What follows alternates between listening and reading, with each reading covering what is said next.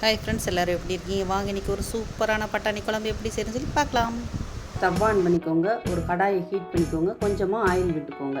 இப்போது இதில் ஒரு ஸ்பூன் ஜீரகம், ஒரு ஸ்பூன் சோம்பு, ஒரு ஸ்பூன் பெப்பர் போட்டு இதை நல்லா பொரிய விடுங்க. இப்போது இதில் ஒரு கைப்பிடி அளவுக்கு சின்ன வெங்காயம் சேர்த்துக்கோங்க. ஒரு துண்டு இஞ்சி, 5-6 பல் பூண்டு போட்டு இதோடு சேர்த்து நல்லா வணக்கிக்கோங்க. மீடியம் சைஸ் தக்காளியாக ஒரு 2 தக்காளி எடுத்துகிட்டு அதையும் கட் பண்ணி இதோடு சேர்த்துக்கோங்க. எல்லாத்தையும் சேர்த்துட்டு ஒரு 2 நிமிஷம் நல்லா வணக்கிக்கோங்க. இதை ஒரு பிளேட்டுக்கு மாற்றிட்டு ஆற வச்சுட்டு ஃபைன் பேஸ்ட்டாக அரைச்சி எடுத்துக்கோங்க. ஒரு 150 கிராம் பட்டாணி நைட்டே ஊற வச்சு எடுத்துருக்கிறேன். 2 உருளைக்கிழங்கு கட் பண்ணி எடுத்துக்கோங்க. இப்போ குக்கரை சூடு பண்ணிவிட்டு அதில் கொஞ்சமாக நல்லெண்ணெய் விட்டுக்கோங்க. பட்டை, ஏலக்காய், கிராம்பு, அன்னாசிப்பூ போட்டு அதில் கட் பண்ணி வச்சுருக்க வெங்காயம், கருவேப்பிலை எல்லாம் போட்டு நல்லா வணக்கிக்கோங்க. இந்த மாதிரி நல்லா வணக்கிட்டு இதில் கொஞ்சமாக மஞ்சள் தூள், மிளகாய் தூள் போட்டு அதை நல்லா கிளறி விட்டுக்கோங்க. இதில் குழம்பு மிளகாய் தூள் கொஞ்சம் ஒரு 2 ஸ்பூன் போல் நீங்கள் ஆட் பண்ணிக்கோங்க.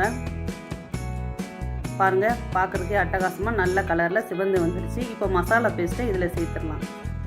சேர்த்துட்டு இப்படி 1 நிமிஷம் போல் நல்லா கிளறி விட்டுருங்க.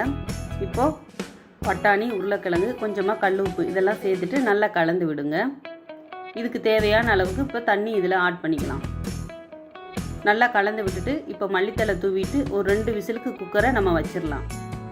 விசில் வந்துருச்சு. இப்போ நம்ம ஓப்பன் பண்ணி பார்க்கலாம். பாருங்கள், கலர்ஃபுல்லாக சூப்பராக அட்டகாசமாக நான்வெஜ் டேஸ்ட்டில் நமக்கு இப்போ பட்டாணி குழம்பு ரெடி ஆயிடுச்சு. டேஸ்ட்டு சும்மா சூப்பராக இருக்கும். இட்லி, தோசை, சப்பாத்தி, பூரி எல்லாத்துக்குமே இது செம்ம காம்பினேஷன். நீங்கள் கண்டிப்பாக ட்ரை பண்ணுங்கள். மறக்காமல் நம்ம சேனலையும் சப்ஸ்கிரைப் பண்ணிக்கோங்க. நன்றி.